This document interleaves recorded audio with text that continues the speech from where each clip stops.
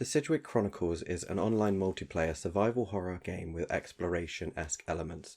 The game is designed for people aged 16 plus due to fear, horror, and violence.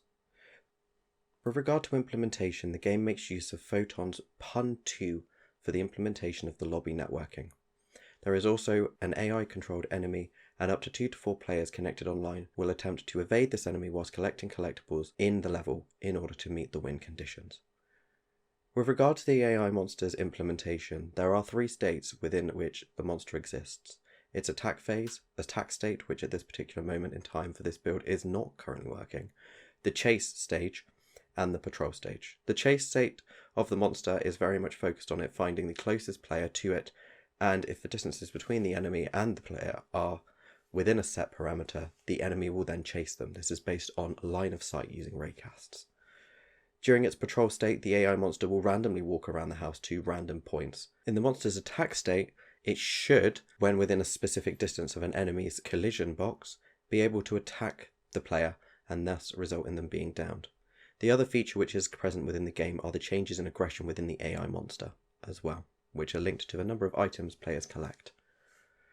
With regard to results from testing, the lobby for the game allows up to 4 players to join either a public or a private lobby, and this has been successfully implemented with a strong network structure for players to play within sync, including animations.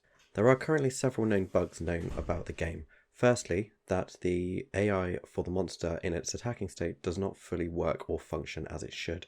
There are also current issues wherein the win state does not get triggered in a networked environment. There are also issues whereby some colliders need to be removed and optimized for smoother movement around the environment. With regard to optimization approaches, there is a need to build the monster AI with more of a server-sided objective rather than a client-sided one. There is also a need to use serialization to sync the monster and players together to ensure smoother transitions and animations.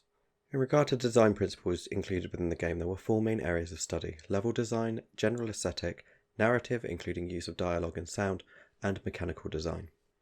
In terms of level design, time was spent exploring and researching various forms of Victorian houses, and specifically 3-story townhouses. This research resulted in the construction of the level which is playable within this prototype. Following on from this, time was then spent refining the designs of the level and lobby area through research into Gothic literature. The rationale behind this was the fact that the game takes place in the 19th century, and therefore there was a need to bring in a lot of the ways in which Gothic structures and houses were described in this literature.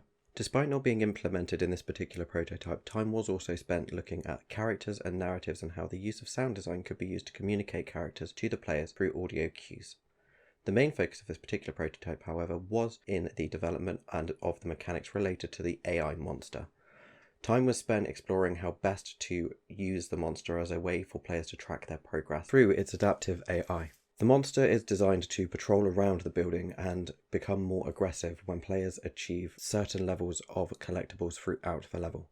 The idea behind this is it allows players to track their progress while also increasing tension, which is a core element and theme communicated throughout the game.